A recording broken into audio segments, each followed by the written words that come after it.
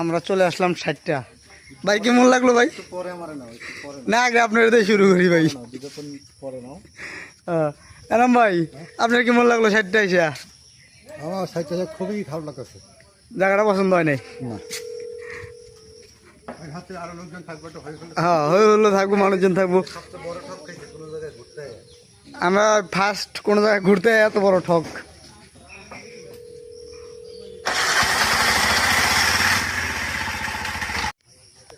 আমরা চলে আসলাম 60টা। ভাই কেমন লাগলো ভাই? না আগে আপনার দিয়ে শুরু করি ভাই।